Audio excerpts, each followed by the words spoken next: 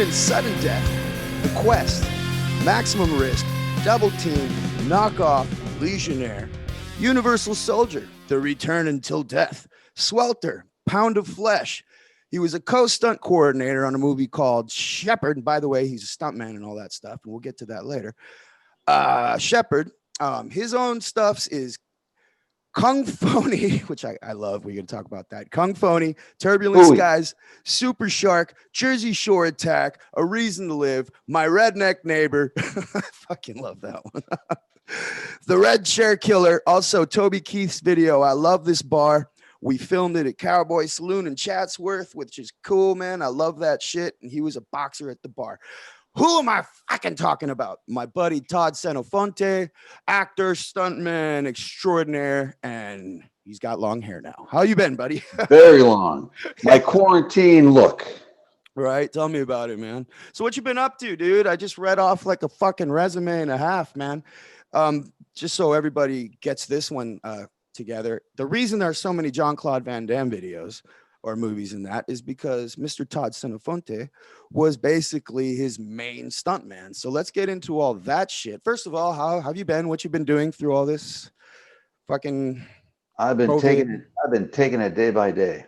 Yeah. But I do want to clear something up that people that don't know the movie business, there's a stand-in, a photo double, and a stunt double.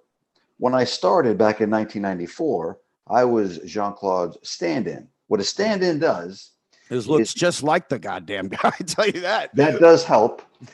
But before the actor comes onto set, a stand-in will actually stand in where the actor is going to, stand, and the lighting has to be right, the camera angle has to be right. So we have to make sure, if he turns this way, the light is right on him, and then if he runs, you got to run that way. So that was how I started as a stand-in. And then I got to do the photo doubling, which is, the back shots of the actor, but it's the photo double. Right. Inserts of, doing stuff on a computer.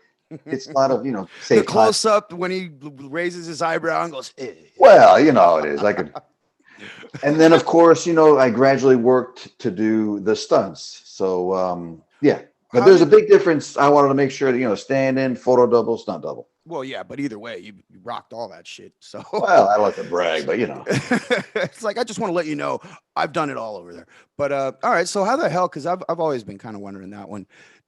When you got into it, I mean, I'm gonna throw some pictures up on the screen in a minute. Oh, look, there you are, and look how much you look like the guy. Seriously, you did, like, especially in your younger years, look a lot like him. So, did you seek out Jean-Claude Van Damme to like be his double guy and his stuntman, or did that find you? I mean, because it literally is. I found them. This is how it happened. Back in 1993, I was I'm going to go back a little further. The resemblance, responses happened when I was in the military. Back in 1991, I was in the Pennsylvania Army National Guard. The day before graduation, drill sergeants rolled out this tray, a big cart with a TV and a VCR. So he popped in. Kids are like, what the fuck is that? He popped in the movie Bloodsport. So all my platoon were watching it. And then a couple guys would look back at me and they'd say, hey, you look like that guy. So I went to Penn State University. I withdrew from Penn State University, went to Bloomsburg University. I'm at a Halloween party dressed up as a girl. As is tradition. I looked hot. God damn it, so Todd. I'm at this party and these girls are looking at me. They came over and they go, hey, you look like Jean-Claude Van Damme. In drag. Well, in drag. Yeah, cool. Here's a little secret about Jean-Claude. I graduated from Bloomsburg University. I go back to Scranton, Pennsylvania. I go down to Wilkes-Barre, Pennsylvania, which is like a bar. It's called Murray's. So I'm out there with my buddies, and I see Ray Hollett, one of the original American Gladiators. The Ray Hollett? Zap. She was with the blonde hair. Oh, fuck. Oh, dude, American Gladiator. I'm sorry. Ray Hollett. Brain fart. And I used to watch with Blaze and Laser. Yeah, all those guys. Holy shit. My buddy Michael Hearn used to be a gladiator. So I'm walking through the bar, and I see her, and she's waving me over. I walked over, and she goes, I thought you were Jean-Claude Van Damme. I go, Ray, I said, pleasure to meet you. I said, people have been telling me that, for a long time. She I goes, mean, it's weird, especially you being when you were young. Go ahead. It's can like, I finish? yes, go ahead. Sheesh. So what I was So, thinking was, so she goes, well, I want to talk to you before you leave. So me and my buddies walk around the bar. It started raining because we're in the patio. And my buddies go, let's go. Let's get out of here. I said, hold on. I go find her. I said, Ray, I'm leaving. She goes, look, next week, let's meet for lunch. I really want to talk to you. I said, all right. So I meet her for lunch. I write out a whole bio of myself. We're talking. She goes, look, you should really consider trying to get in touch with these people. You never know what can happen. I go, all right. So she gave me some pointers. And I looked in a local newspaper, and they needed a model for a TV repair. model American. So I said, what? Hey, we're going to get some pictures. So I got the job, and I had this shirt on that says Joe. And I have a big screwdriver, and I'm screwing with the microwave. I'm looking back. Okay, look that way. Okay, look that way. He's taking a picture. He goes, hey, you know who you look like? You're like, please, go, let me do. Who? Eddie Murphy? No. Right? You look like Jean-Claude Van Damme. Sam Now listen. Kinison? Now here's the kicker. He pulls out a business card. He goes, here. It was Van Damme's agent's address in California. That's just lucky as all Jack hell, Gilardi's bro. office. So I took it. I was like, all right. I put it in my pocket. And I remember one day I'm at my kitchen table eating my Cocoa Puffs. And I'm like, tradition. What the heck? My cousin's a photographer. I called her up. I said, hey, Gigi, can you take some pictures of me? I got to send them out to, California. Yeah, come on down. So we went down, took some pictures of the kicks and the splits and all that. I FedExed them. You could do that shit? If I try. I FedExed them from Pennsylvania, California. About 2 days later, I get a phone call. Call this number, 310. 310? What? That's California. I called the number up. I'll never forget the guy. I said, hey, this is Tod Senofonte. Oh, Todd, this is Jack Fisher. Jeff Fisher. We received your packet. You look great. Mr. Van Damme is out of Jeff Fisher name drop right here if he's out there watching. Thanks, Jeff. If he's watching, go ahead. Sorry. I'll never forget the guy. And he goes, Todd, we received your packet. Mr. Van Damme is out of the country. We're going to make sure he gets this. I'm like, okay. Hung the phone up. Called my buddies. Hey, guess what? So I didn't hear anything for a couple of weeks. I sent more pictures. Waited. Sent more pictures. I finally called them back. Yeah, just, checking in with you. We're glad you called. Jean-Claude is doing a film in Sudden Death in Pittsburgh called Sudden Death. You're in Scranton. All we can do is say, look, take your chance, drive out there. You never know. I parked packed my little Subaru up. I drove to Subaru Pittsburgh, drop right there. People not knowing where I'm going to stay. I parked. I walked into the production office, and I see this girl at the desk. She was writing something down. She looks at me. She gives me a double take. Oh, Mr. Van Damme, you're here. Like, no, yes, sir. My name is Todd. You should have said, hello, okay. I'm applying for the stand-in job. Because of my big legs and my black silk underwear, you can do the splits, no problem. Can I talk? Yes, that's what I thought you were doing. I got to start from the beginning. The nerve on this guy. So they go, oh, take a seat. The first AD comes out, and they go, wow, hey, Todd, nice to meet you. Jean-Claude has a double, but we can definitely use you. Can you come back next week to meet the director? I'm thinking to myself, can I come back next week? Yeah. Yeah. Well, I drove back, and then I drove back. So finally, I get the production office again. Look, okay, we can definitely use you as a stand-in, possibly photo doubling. But again, Jean-Claude does have a stunt double. I said, fine. So what I had to do was I had to find my own housing there. I had to drive myself to the set. I didn't care. It was my first movie. Dude, you're doing it, man. Then I remember you walking onto in Pittsburgh, the Civic Arena where we did our first couple scenes. Actually, a little away from the Civic Arena, and I'm like, look at these cameras. Wow, it's a feeling like I belong here. Right. So again, all I did was get the camera set up and everything, and then after that, I finally met Jean-Claude. He was at the production office getting his wardrobe fitted, and the second AD goes, hey, JC, this is Todd. He's going to be your should have mirror imaged him. You should have just every movement he made just walk out like, what the hell is going on? Are you done? Yes, I am. So the first time I said, "Hey, Jean-Claude, nice to meet you. I'm a big fan." He was like, "Wow, where'd you find this guy?" I said, "I'm really, looking forward to working with you." He goes, "Great." So again, the first 2 weeks, all I did was stand in for him, get the lighting. He comes on and said, "Okay, Jean-Claude, you got to run to the corner, look that way, and then keep running." Okay. So he did his thing. So there was a scene in the Civic Arena. It was during the NHL strike, so we could film in the arena. There's a scene where on the second level, looking down, and there's like a 300 extras. So the camera guy goes, "Okay, Doc, just stand there for a second. Let me get the angle here, get the focus." And then from behind me, I hear Jean-Claude go, "Hey, what girl you like?" I go, "Well, the girl in the blue is nice. The girl in the Girl in red." the blue. And yes, He I goes, do like cocaine. he goes, "Yeah, but you got to be careful these days." I said, "Yeah, I was in a relationship for 7 years and it didn't work out." He goes, "Really?" He goes, "Stay here." He does his scene. He comes running back up. "Come with me." We go all the way to the top level. We're sitting next to each other. He goes, "Okay, what happened with your girl?" So I'm talking, I got this opportunity. She wanted to get married and this and that. He goes, "I know, the relationships are tough." So that was like our first bond Right. because we started talking about, eating right and working out.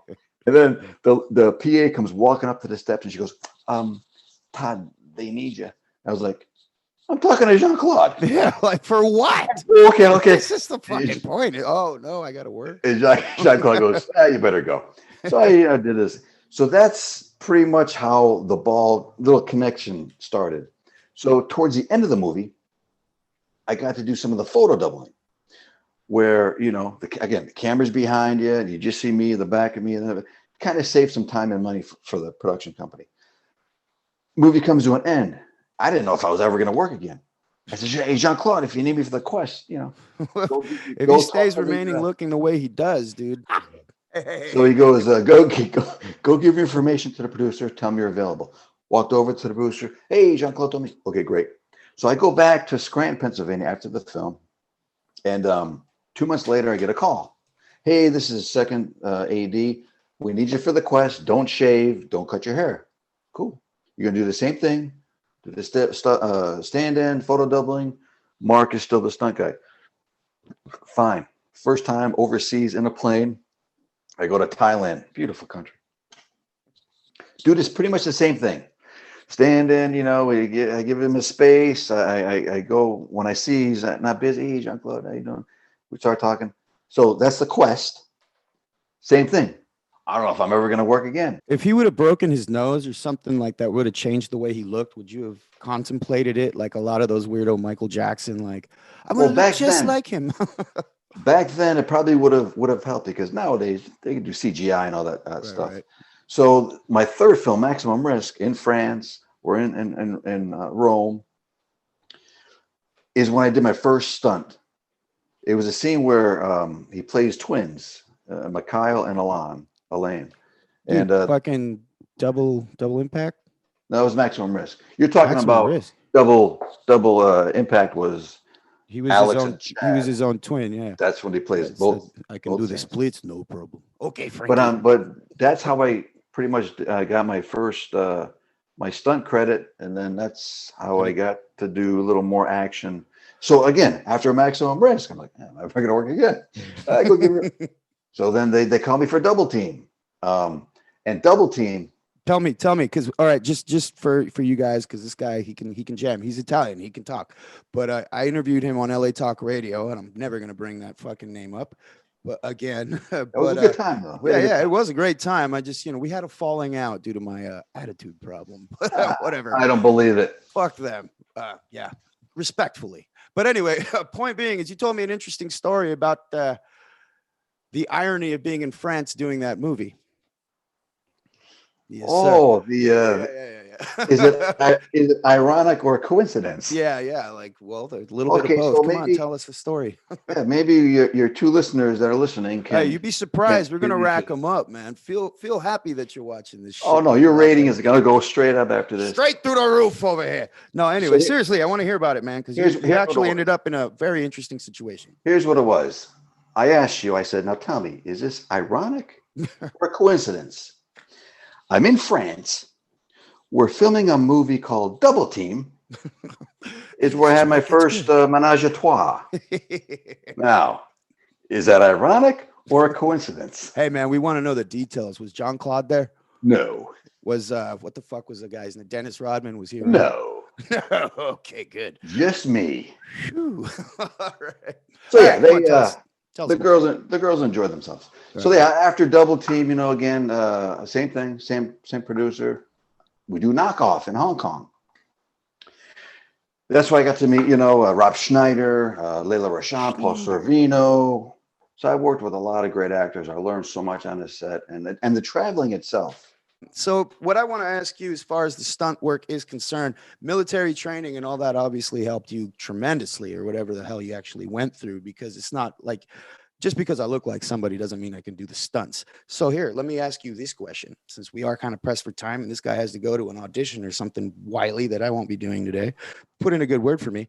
What was because I love Jackie Chan. I watch a lot of his stunts. There's like some compilation shit you can watch. The guy was out of his mind, really. What do you consider your most terrifying, like heart-stopping, holy shit, I survived kind of thing stunt? I actually met Jackie Chan on the film Double Team. Right. He's good friends with the director Troy Hawk, and one day, the only day I didn't have a camera, because back then he had the little snap cameras and throwaway cameras. Got to meet him. Where he was showing us a few things. Probably the scariest stunt was during Double Team. There's a scene where a tiger chases Jean-Claude through the Coliseum. You had to deal with a tiger, did you? Tiger. It was a 4-day shoot, and Randy Miller, the animal wrangler, the best in the business. What we would do is, when it was time to rehearse the scene, they would have me run exactly where I'm supposed to run, about 10, 15 times. Then I would be off the set. He would bring the tiger in, and he would show the tiger where to run. When it was time to film, Hey, Todd, why don't you just stand right there? Yeah, perfect. Right in this path right here, man. when it was time to film, the tiger knew where to run, but now it had something to run at.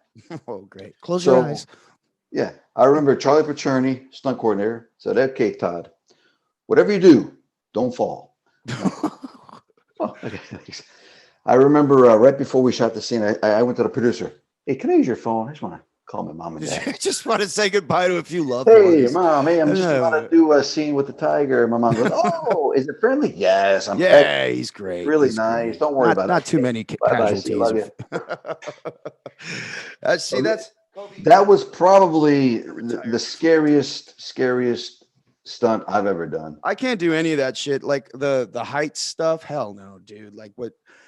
I don't know. You guys are Well, special. there's one. I'm not a fan of fire. That's one thing I don't want to do, because I've heard, stunt guys in the business 20, 30 years getting burned. I'm like, Yeah. what's going to happen to me? I'll let those guys do that. And also during Knockoff, another scary stunt, we're in a little motorboat, little You motorboating son of a bitch. You. motorboat. I do like the motorboat. I do, yeah. Little speedboat. So I'm driving the speedboat in between these two barges with the wire. So I'm supposed to drive, and then I'm supposed to get up and then jump off and grab onto the wire. So I got to the wire. I went to stand up, and the boat stalled, and this barge crashed right into the boat. And there was an AD in the center console of the boat. I'm like, dude, we're hit. And we had a cut. So that was another scary situation. Yeah, I'm no good with sharks, spiders. It's a big adrenaline rush, So where was the transition into acting? Because it sounds like you were, doing. I always loved to be in front of the camera. In high school, I was a president of our drama club. No. Yeah, we did a lot of these. To be. Hello, Not to Dolly. be. That's some sort of question. It was always in me to to act. So once all the stunt work was not out of the way, but I got my first break after The Quest, because I had a call from a guy in New York. Said, "Look, we heard some really good things about you on The Quest. We're doing a film called Fist of Legend 2: Iron Bodyguards. We want you to come in and play the Russian fighter." So that was my very first on-screen, even though it was dubbed, Chinese film. So that was my first on-screen film. And then, I got involved in the fitness magazines. So I got a lot of exposure towards that. And then the acting, it was just natural, All right, let me ask you some health questions. You actually kind of struck a chord there. There's obviously a lot of excess and a lot of partying that comes along with shit like that. Maybe it's just in you to want to fuck off like that. I know it's in me to want to fuck off like that, but Well, I of don't course. exactly take too much care of myself when it comes to physical shit No, you really anymore, at don't. least. I ain't getting any younger. That being said, I'm going to give it a shot, drop some weight. I am getting a little chunky Good luck with that. today. But anyway, point being is, how did you separate all that and stick with the plan, stick with the focus, and, laser kind of shit your way through it? I come from a great, strong Italian family. And I always said to Understand? myself, I represent them. I'm not going to do anything stupid. I was always afraid of doing drugs. If you want to do drugs, you want to be in a movie set. I just shied away from it, and I just didn't have any interest in it. Yeah, it was a bitch to get this guy to take a shot with me. So he's that guy. He is that guy. We had Kool-Aid on that show, though, Was it? No, I was. Yeah, something like that. in the college red cups. Yeah, right. Hey, speaking of which, the concoction right here is orange juice with like a touch of Smirnoff ice. And I'm Yeah, not there you go. condoning this behavior, but it's really not that alcoholic. That being Whatever said, I floats don't your mind boat. wetting the palate here and there. What? But all right. So what's next for you, man? Like, what's going Well, we on in the? finished. We were fortunate before the pandemic hit. We did a film called "The Rideshare Killer." I play one of the leads in it, and because they were going to push it to March, is pretty much one. So I'm glad we finished it. It's in the can. The trailer's online now. I'm really proud of that role. And then after that, during the pandemic, we did a film called My Redneck Neighbor. It's a That comedy. shit made me. When I've read that one, I was like, "Fucking, I that's played funny." I gotta watch that one. I play a flamboyant hick. Flamboyant, as in a I gay had to hick, reach, but or I did a pretty good job. No, so this is my you'd make third a film with great gay hick, huh? my third film with Eric Roberts. Oh Um, yeah, you did movies with Eric Roberts. Unfortunately, the film that I did with him, I didn't have any scenes with him, but we got to I talk think on he's pretty set. cool, man. He's a great guy, really nice guy, great actor too. So, we're gonna see how the rideshare killer does. I think we're gonna do a Zoom premiere. Have you tried your hand at actual like? Do you write? Do you do all that side of it too? And So that's one thing I haven't done yet. I've got some ideas, but they're here, not on paper yet. yeah, I feel Um, you there. so it is a crazy business. If you want to make money, don't be an actor. Yeah, right. You want to make Shit. money, So be I'm a interested in the. teacher. I love acting, but I'm more. I mean, I want to do it all, obviously. Like I'm doing the music thing, the crazy hi everybody thing, and I'm planning on writing a movie. I've got a hell of a concept, but it doesn't everybody. But I'd like to see it through. And comedy. I love stand-up comedy. Comedy is great. I love Yeah, comedy. shit, yeah. Everybody's got to laugh. Yeah, I mean, seriously. In the weirdest of times, I probably say some dark shit to make everyone kind of uncomfortable, but whatever, man, it's got to happen. As far as getting into the entire scene, there's so much heartbreak and letdown. Like my family was going to do a reality show, and we signed a pre-production deal with said company that produced the Kardashians and whatnot, and shit like that, and that fell through to personal things and natural disasters and shit like that. But it's like it's so close yet so far. It's just the theme out here and stuff like that. But you maintain sort of a clear head. It's always funny talking to you, man. Like the amount of crazy shit this guy sends me on Facebook. I want to share some Hey, of that. humor. Yeah, humor Crazy. is everything these days. Everyone's got to laugh, especially these times. How's the personal life going, dude? It's going, I'm taking it day by day, still pounding the pavement, not physically, but, making connections and, trying to do my thing. What do you recommend getting an agent first, or like No, what would you talk like if you're talking to a 12-year-old like kind of like me? I want to do it, but what would your program be? Like exactly what actions should you take first if you want to be stay an in actor? school. Like stay in school, fuck acting, don't do drugs unless I'm there. I would But suggest you need a plan B, plan C, plan D. yeah, but there's a lot of headstrong people out there that it's Yeah, all their eggs are you in the can be basket, the man. strongest head in the business. you still have a minute chance of actually making it. So, I mean, if it's really what you want to do, pursue it. Take acting classes. Just keep up with it, and you never know. Your luck can strike like mine did. But mine was back then. I kept going. I kept going. I kept going. Something's got to happen. Something's got to happen. Something's got to happen, and then it happened. So I'm trying to take advantage of where I've been and what I'm doing now, taking the experience I've had and just getting better. I'm not the best person to ask for advice, but I'm just saying if it's what you want to do, keep doing it, man. You know who you remind me of right now? No, this one's new. You ever see Fast Times at Ridgemont High or something like that shit? Don't say Spicoli. Yeah, dude. For real, bro. Hey, I'll tell you what, man. So I shit you. No, not that guy. Not that fucking guy. Even though that's funny. God, Sean Penn, he played that guy. I'm talking about the Italian guy that has sex with the girl in the pool house. I shit you not, man. When he's like, hey, what? Everything's gonna be just fine. Like everybody loves the fucking Sean Penn character.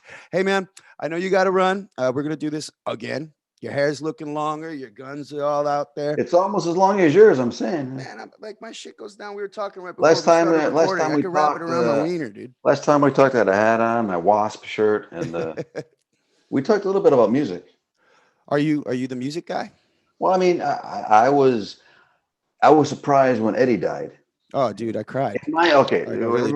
Everybody has their own opinions. You have your opinion. I have my opinion. I think he was the greatest guitar player ever. Yeah, I mean, I just talked to because he was self-taught. Yeah, that's. He came up with those riffs on his own. I mean, it's his swagger and just like everything about the guy. I was just talking to Michelangelo Badio, just the shredster of all shredsters. Oh, yeah. And man, he was more contemporary, kind of like a peer, I guess, of Eddie's, but I mean, still learned a lot, and you can't. Everybody's got their own styles, and he was just, that's my opinion. Well, I have a question for you. Yes, sir.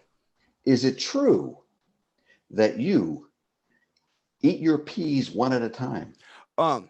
First of all, I don't know how you got that information. That was private. I was at a truck stop. I had to take a piss. It said, for a good time called Marco. Just written on he eats his peas one at a time. Was that at Barstow? It must have been at Barstow, man. It was up in Camarillo, I think, somewhere like that. No, I don't eat peas at the same one at a time, and that was fucking great. Listen, man, you're the shit. You guys got to look this guy up, and for advice, don't call him.